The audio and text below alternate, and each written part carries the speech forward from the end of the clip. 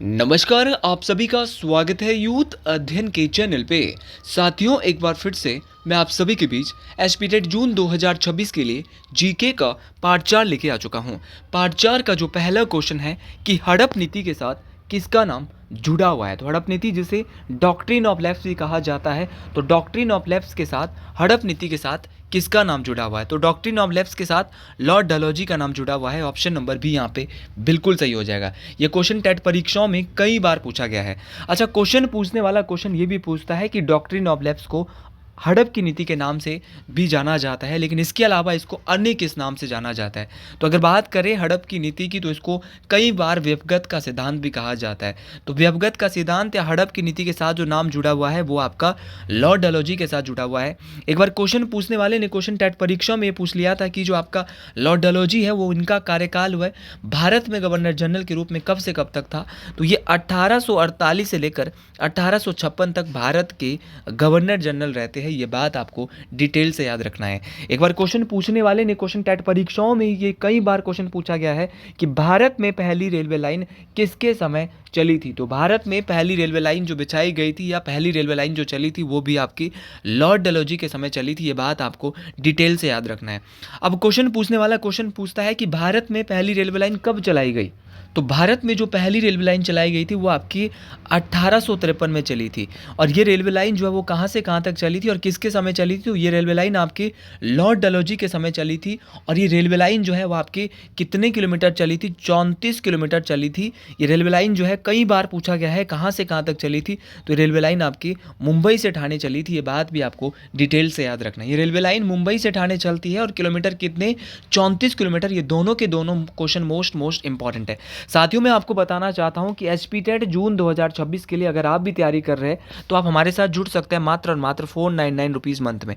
हम देंगे आपको 499 में लाइव प्लस रिकॉर्डेड क्लासेस। भाई, जो क्लास हमारी लाइव होने वाली है उस क्लास को आप रिकॉर्डेड भी घर आके आराम से देख सकते हैं, और जितनी भी क्लासेस होती है उनको आप बाद में रिकॉर्डेड आराम से देख सकते हैं। साथ में आपको मिलने वाले हमारे बैच के साथ फ्री हैंड रिटन नोट्स।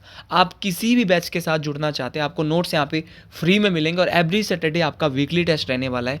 तो अगर आप हमारे बैच के साथ जुड़ना चाहते हैं तो आप 7876145409, चाहे आप एचपी टेट नॉन मेडिकल के बैच से हो, एचपी टीजीटी हिंदी से हो, आप एचपी मेडिकल से हो, किसी भी बैच से हो, आप इस नंबर पे, हमारे ऑफिशियल नंबर पे कांटेक्ट करके 499 रुपीज़ मंथ में हमारे साथ जुड़ सकते हैं।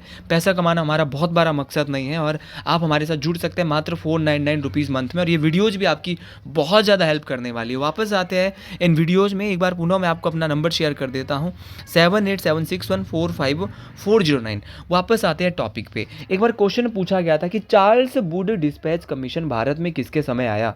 तो ये जो आया था आपका चार्ल्स वुड डिस्पैच कमीशन, जो कि जिसका मतलब था अंग्रेजी शिक्षा का प्रचार करना और महिलाओं की शिक्षा पर जोर देना। यहाँ पे चार्ल्स वुड डिस्पैच कमीशन का यहाँ पे वो था। ये चार्ल्स वुड डिस्पैच कमीशन जो है ये भी लॉर्ड डलहौजी के समय कब आया था, 1854 में आया था। ये बात भी आपको जरूर याद रखनी है। अच्छा, अगला नाम यहाँ पे एक नाम है लॉर्ड कर्जन। इनके बारे में टेट परीक्षाओं में कई बार क्वेश्चन पूछे गए हैं। तो एक बार क्वेश्चन पूछा गया था कि बंगाल का जो विभाजन है वो कब हुआ। तो बंगाल का जो विभाजन है वो 1905 में हुआ था। किसके समय हुआ था, आपका लॉर्ड कर्जन के समय हुआ था। ये बात भी आपको डिटेल से याद रखनी है।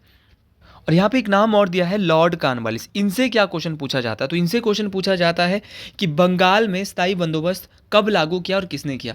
तो बंगाल में जो है वो स्थायी बंदोबस्त जो है वो लॉर्ड कॉर्नवालिस के द्वारा लागू किया गया था। और ये स्थायी बंदोबस्त जो है जिसको परमानेंट सेटलमेंट के नाम से जाना जाता है, ये परमानेंट सेटलमेंट जो है वो कब लागू किया गया। तो ये 1793 में लागू किया गया था बंगाल में। तो बंगाल में या बंगाल में जो परमानेंट सेटलमेंट जिसको स्थायी बंदोबस्त के नाम से जाना जाता है, ये कब लागू किया गया था, 1793 में लागू किया गया था। ये बात भी आपको जरूर याद रखनी है। अब क्वेश्चन पूछा जाता है कि वर्नाकुलर प्रेस एक्ट पर किसने रोक लगाई थी। तो भारत के वो कौन से वायसरॉय थे जिन्हें वर्नाकुलर प्रेस एक्ट को जो ख़त्म किया था। तो वो थे आपके लॉर्ड रिपन। भाई, लॉर्ड रिपन के समय ही भारत में नियमित जनगणना की शुरुआत भी हुई थी। तो कंटिन्यूसली जो पॉपुलेशन सेंसस है, आपकी नियमित जनगणना की शुरुआत, जो नियमित का मतलब होता है कि लगातार हर 10 साल के बाद जनसंख्या होगी, वो किसके समय शुरुआत हुई थी। तो लॉर्ड रिपन के समय हुई थी 1881 में। ये बात भी आपको जरूर याद रखनी है। सारी की सारी बातें मोस्ट इंपॉर्टेंट है। वर्नाकुलर प्रेस एक्ट को समाप्त भी लॉर्ड रिपन ने किया था। इनके कार्यकाल की बात करें तो ये 1880 से लेकर 1884 के बीच में भारत के वायसरॉय के बीच में इनके द्वारा काम किया गया था। ये बात भी आपको जरूर याद रखनी है। चलिए जी, अगले क्वेश्चन की ओर बढ़ते हैं कि in which of the following sites of Indus valley civilisation an idol of dancing girl has be found. तो भाई यहाँ पे ये क्वेश्चन बोला जा रहा है कि सिंधु घाटी सभ्यता के निम्न में से किस स्थल से कांसे की बनी नर्तकी की मूर्ति प्राप्त हुई। ये क्वेश्चन कई बार टेट परीक्षाओं में पूछा गया है। तो मोहनजोदाड़ो की बात करें तो यहाँ से कांसे की जो बनी नर्तकी की मूर्ति है वो आपके मोहनजोदाड़ो से मिलती है। ये बात भी आपको जरूर याद रखनी है। तो मोहनजोदड़ो या मोहनजोदाड़ो इसको अंग्रेजी में कहेंगे। तो आपको याद रखना है कि मोहनजोदड़ो से एक तो मिला था आपका कांसे की बनी नर्तकी की मूर्ति। अब क्वेश्चन पूछने वाला क्वेश्चन कई बार पूछता है कि और क्या क्या यहाँ से मिला था। कल के लिए इस बार पूछा था कांसे से बनी नर्तकी की मूर्ति। कल के लिए पूछ सकता है कि पुरोहित आवास कहाँ से मिला था। तो अगर बात करें हड़प्पा सिंधु घाटी सभ्यता का वो स्थल जहां से पुरोहित आवास मिला, तो पुरोहित आवास आपका हड़प्पा से मिला। कहां से मिला था आपका पुरोहित आवास। तो पुरोहित आवास आपका ये भी मोहनजोदाड़ो से मिला था। मोहनजोदड़ो से आपका घर में कुआं मिला था। एक बार क्वेश्चन पूछा गया था टेट परीक्षाओं में ही कि सिंधु घाटी सभ्यता के किस स्थल से सबसे चौड़ी सड़क मिली थी। तो सबसे चौड़ी सड़क भी मोहनजोदाड़ो से मिली। तो पुरोहित आवास पूछेगा, विशाल स्नानागार, घर में कुआं, कांसे से बनी नर्तकी की मूर्ति और सबसे चौड़ी सड़क जिसकी चौड़ाई 10 मीटर थी, ये कहाँ से मिला है। सब कुछ मोहनजोदाड़ो से। और दाढ़ी वाले पुजारी की मूर्ति, तो दाढ़ी वाले पुजारी की मूर्ति भी कहाँ से मिली है, मोहनजोदाड़ो। मोहनजोदाड़ो की जो खोज है किसके द्वारा की गई, तो मोहनजोदाड़ो की खोज 1922 में, या इसकी खुदाई जो है वो 1922 में राखल दास बनर्जी। ये नाम आपको जरूर याद रखना है। टेट परीक्षाओं में किसी ना किसी स्ट्रीम में आने वाला है कि मोहनजोदाड़ो की को जो है वो इसकी खुदाई किसने की। तो राखल दास बनर्जी ने मोहनजोदाड़ो की खुदाई 1922 में की थी। और वर्तमान में ये सिंधु नदी के तट पर पाकिस्तान के सिंध प्रांत के लरकाना जिले में। आपको याद रखना है कि वर्तमान में ये सिंधु नदी के तट पर पाकिस्तान के सिंध प्रांत के लरकाना जिले में है। ये बात आपको जरूर याद रखनी है। एक बार टेट परीक्षाओं में ये क्वेश्चन पूछा गया था कि जो मोहनजोदड़ो है इसका मतलब क्या है। तो मोहनजोदड़ो शब्द का जो मतलब होता है मृतकों का टीला। क्या होता है, मृतकों का टीला। ये शब्द आपको जरूर याद रखना है। ये मोस्ट इंपॉर्टेंट है। कई बार ये टेट परीक्षाओं में पूछा गया है। अच्छा जी, हड़प्पा को मैंने पहले भी एक बार बता चुका हूँ, दोबारा आपको बता देता हूँ। हड़प्पा की बात करें तो हड़प्पा की जो खोज है वो कब की गई थी। तो अगर बात करें हड़प्पा की तो हड़प्पा सिंधु घाटी सभ्यता का खोजा गया पहला स्थल था। इसीलिए सिंधु घाटी सभ्यता को हड़प्पा सभ्यता के नाम से भी जाना जाता है। हड़प्पा की जो खुदाई है वो 1921 में राय बहादुर दयाराम साहनी के द्वारा की गई थी। हड़प्पा किस नदी के किनारे है, तो हड़प्पा आपका रावी नदी के किनारे है। उसी प्रकार आपका मोहनजोदाड़ो जो है वो किस नदी के किनारे है, तो ये आपका सिंधु नदी के किनारे है। ये भी आपको जरूर याद रखनी है। तो पहले हड़प्पा की खोज हुई 21 में, राखल किसने की, आपके दयाराम साहनी ने। फिर 1922 में मोहनजोदाड़ो की किसने की थी, आपकी राखल दास बनर्जी ने। और दोनों ही हड़प्पा और मोहनजोदड़ो दोनों के दोनों कहाँ पर है, आपके पाकिस्तान में है। ये भी आपको जरूर याद रखना है। लोथल कहाँ पड़ता है, तो लोथल भी हड़प्पा सभ्यता का ही एक स्थल है। ये आपका गुजरात में पड़ता है। और लोथल की जो खोज है वो किसने की है, SR राव। भाई ये शब्द आपको याद रखने हैं, ये चीज़ें आपको याद रखनी है कि SR राव के द्वारा क्या किया गया। तो SR राव के द्वारा आपका मेरे साथी क्या किया था, आपकी खोज की गई थी। किसकी, लोथल की खोज की गई थी। और लोथल जो है वो गुजरात में है। अच्छा, लोथल से ऐसी फेमस चीज़ क्या से मिली थी, तो लोथल से मिले थे सिंधु घाटी सभ्यता के प्रसिद्ध बंदरगाह। तो बंदरगाह भी यहाँ पे सिंधु घाटी सभ्यता में देखे गए थे जो हमको लोथल से मिले थे। अच्छा, कालीबंगा कहाँ पे, तो कालीबंगा आपका राजस्थान में है। और कालीबंगा का जो मतलब है मेरे साथी, कालीबंगे का मतलब है आपकी काले रंग की चूड़ियाँ। ये भी आपको जरूर याद रखना। और ये घग्गर नदी के किनारे है। जी, अगला क्वेश्चन बहुत इंपॉर्टेंट है। ये वो क्वेश्चन है जो टेट परीक्षाओं में बार बार पूछा जाता है। जी, क्वेश्चन है कि मोहिनीअट्टम किस राज्य का लोक नृत्य है। तो अगर बात करें मोहिनीअट्टम की, तो मोहिनीअट्टम भारत के केरल राज्य का लोक नृत्य। अच्छा, मोहिनीअट्टम भारत के केरल राज्य का लोक नृत्य है। ये बात तो आप बिल्कुल डिटेल से समझ गए होंगे कि मोहिनीअट्टम जो है वो आपका केरल राज्य का लोक नृत्य है। लेकिन ये लोक नृत्य है या शास्त्रीय नृत्य भी इसको कहा जाता है। इसके अलावा केरल का और कौन सा शास्त्रीय नृत्य है, तो केरल का एक है आपका मोहिनीअट्टम। और कई बार ये क्वेश्चन पूछा जाता है कि केरल का ऐसा शास्त्रीय नृत्य जो महिलाओं के द्वारा किया जाता है, तो महिलाओं के द्वारा किया जाता है आपका मोहिनीअट्टम। फिर साथियों, क्वेश्चन पूछने वाला क्वेश्चन आपसे ये पूछता है कि आपका कथकली कहाँ का है। तो आपको याद रखना है कथकली या कथकली। तो कथकली कहाँ का है? तो कथकली भी आपका केरल में है, लेकिन कथकली कौन करता है? पुरुष करते हैं, और मोहिनीअट्टम कौन करती है? महिलाएं करती है। भारत में कुल कितने क्लासिकल डांस है, कितने शास्त्रीय नृत्य? देखो लोक नृत्य तो बहुत सारे होता है, लेकिन शास्त्रीय नृत्य भारत में सिर्फ 8 है। कितने? 8 है। भारत का सबसे पुराना शास्त्रीय नृत्य बहुत बार टेट परीक्षाओं में पूछा गया है, तो गलती नहीं करनी है। कौन सा है? भरतनाट्यम। भाई भरतनाट्यम जो है वो क्या है?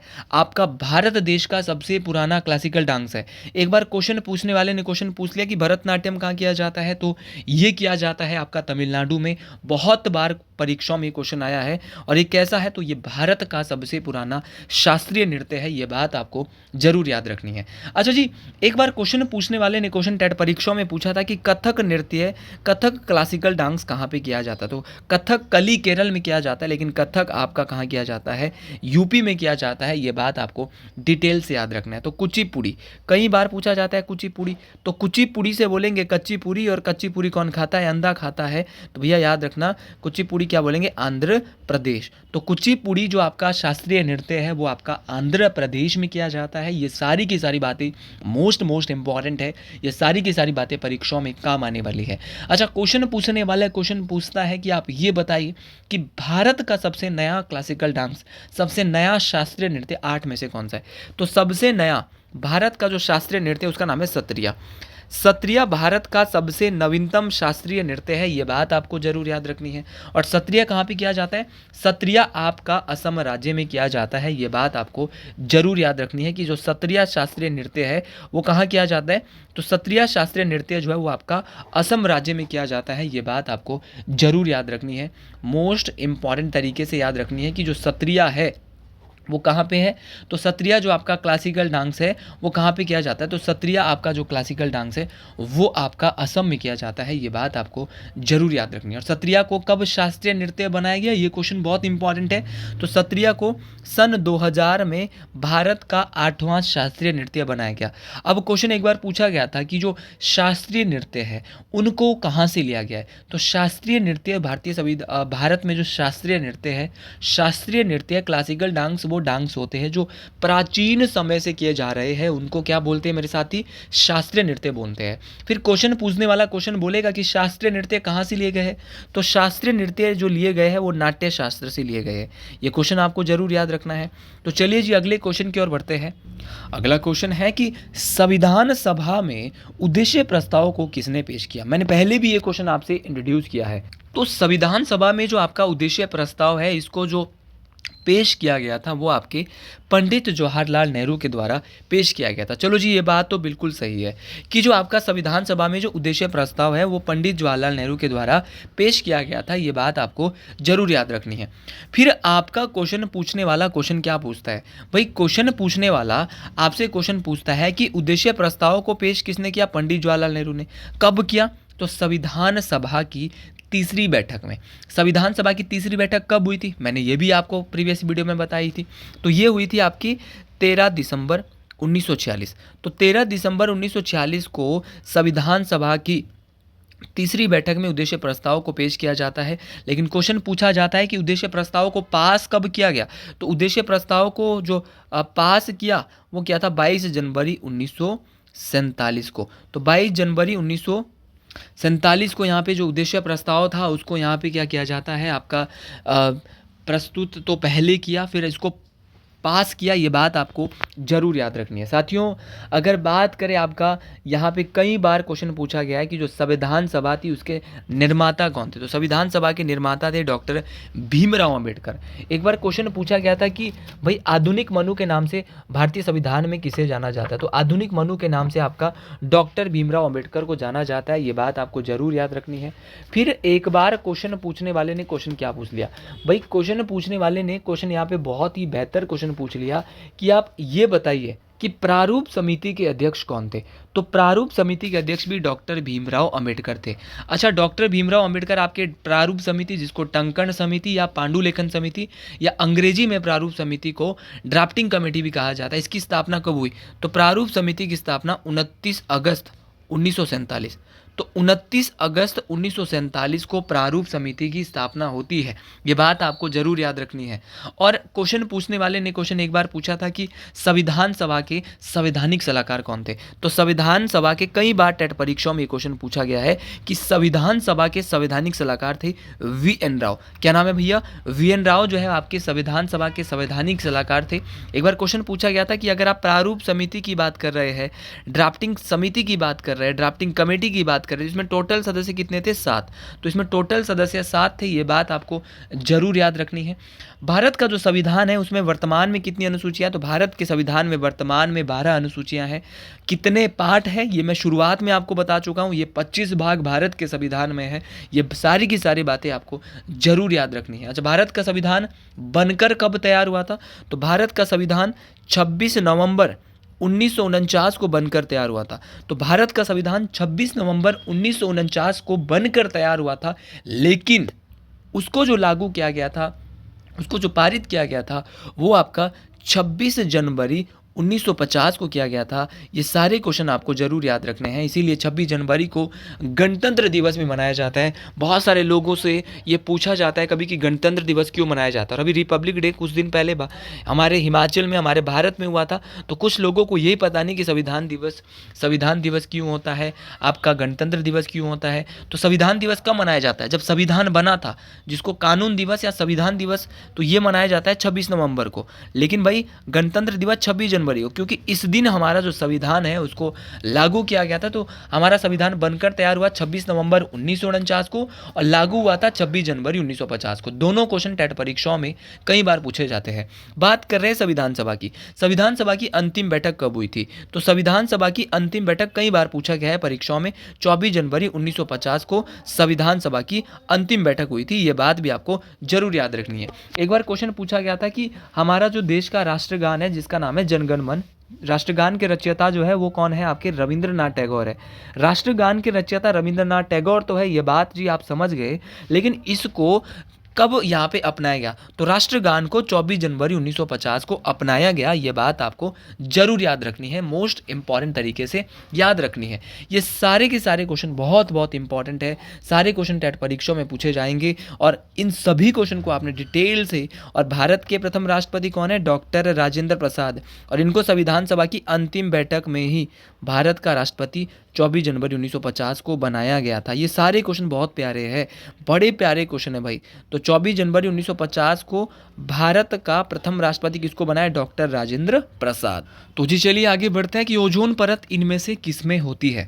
तो अगर बात करें आपके ओजोन लेयर की, आपके ओजोन परत की, तो ये कहाँ पर पाई जाती है? तो ओजोन परत जो है आपकी स्ट्रेटोस्फीयर में पाई जाती है, आपकी समताप मंडल में पाई जाती है। अच्छा जी, ओजोन परत तो आपके समताप मंडल में पाई जाती है, ये बात तो हम डिटेल से समझ गए कि ओजोन परत आपके समताप मंडल में पाई जाती है। लेकिन क्वेश्चन पूछने वाला क्वेश्चन क्या पूछेगा भाई? क्वेश्चन पूछने वाला क्वेश्चन पूछेगा कि समताप मंडल में आपकी ओजोन परत पाई जाती है, लेकिन आप ये बताइए कि भैया जो आपका समताप मंडल है वो आपकी वायुमंडल की कौन सी परत है? तो ये वायुमंडल की दूसरी परत है। एक बार क्वेश्चन पूछने वाले ने टेट परीक्षाओं में ही पूछा था कि ओजोन परत का काम क्या है।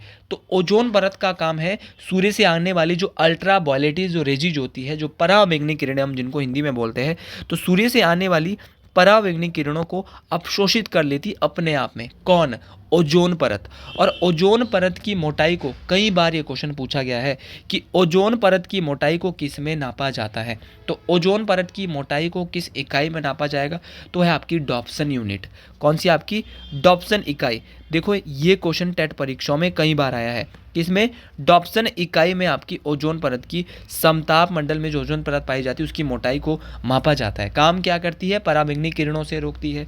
बोले भैया जो आपका समताप मंडल है, इसके बारे में एक बहुत प्यारा क्वेश्चन आता है कि जो समताप मंडल है इसकी ऊंचाई कितनी है? तो समताप मंडल की ऊंचाई है 18 से 50 किलोमीटर। ये भी आपको याद रखना है कि समताप मंडल की ऊंचाई कितनी है मेरे साथी? तो समताप मंडल की जो ऊंचाई है वो आपकी 18 से 50 किलोमीटर है। ये सारी की सारी बातें आपको डिटेल से याद रखनी है। एक बार क्वेश्चन पूछा गया था कि वायुमंडल के किस परत में वायुयान उड़ाए जाते हैं, एरोप्लेन उड़ाए जाते हैं। अब क्यों उड़ाए जाते हैं एरोप्लेन, तो वो भी समताप मंडल में उड़ाए जाते हैं। फिर क्वेश्चन पूछेगा, आप बोलेंगे कि क्यों उड़ाए जाते हैं, क्योंकि यहाँ पे कोई भी मौसमी घटनाएं नहीं होती, जैसे कि बादल, आंधी आना, आंधी आ रही, वर्षा हो रही, वो किस मंडल में होती है, तो सभी मौसमी घटनाएं वायुमंडल के किस परत में होती है, तो क्षोभ मंडल में।